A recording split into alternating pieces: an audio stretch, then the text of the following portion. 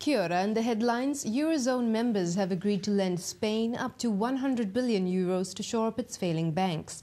The decision came after heated debate, but imposes no new austerity measures on the country. Spain had earlier rejected reports it would need bailout loans, but rising market pressures have spiked the government's borrowing costs.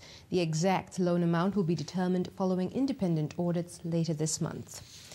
Back home, the Reserve Bank is being urged to focus closer on New Zealand's issues when it releases its monetary policy statement this week. Business correspondent Roger Kerr says the troubles in Europe will have some influence, but priority needs to be on home issues. Our commodity prices have been coming down of late. Hopefully they will stabilise. Chinese and Australian demand, our two big trading partners, their demand for our exports and the pace of the Christchurch rebuild. Labour MP Andrew Little is seeking a wider inquiry into ACC following fresh information on the Bronwyn-Puller scandal. He says if ACC staff suggested Ms. Puller return confidential files to have her case settled, the corporation has deep-seated problems. The Minister has to go back to the Chief Executive and the Chairman of the Board and say, I got this report that is now self-evidently wrong, and I need to know that the information I'm getting from you is accurate. The Minister for ACC says she is taking its integrity issues seriously. Judith Collins agrees information security is the biggest challenge facing the corporation, and she is not yet satisfied that protocols are appropriate or being fully complied with.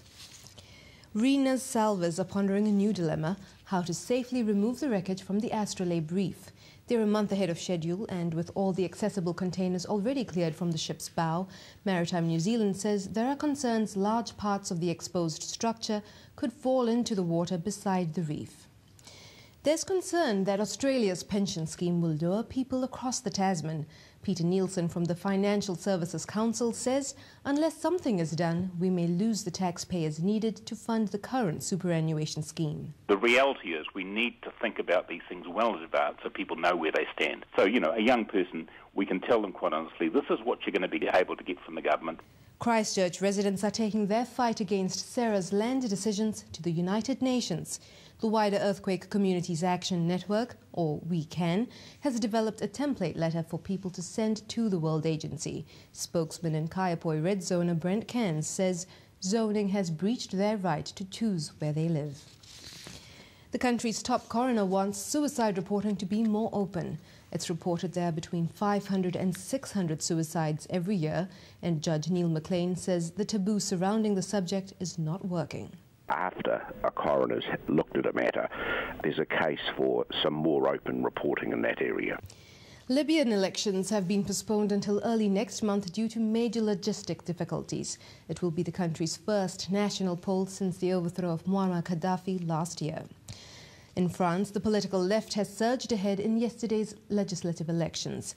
Voters are choosing lawmakers for the lower house of parliament, which will affect reforms under its new socialist president. Left-wing parties are expected to win a majority in the second round of voting next week. And before we go, the South Island's Mackenzie Basin has been granted the highest honour for its pristine night sky. The Aoraki Mackenzie International Dark Sky Reserve is the first of only 4 sky reserves worldwide to achieve gold status. Ensuring minimal light pollution has taken hard work, which ensures a starry view. It means that we are as good as you'll get anywhere in the world. Well, that's the news tonight. Po Marie.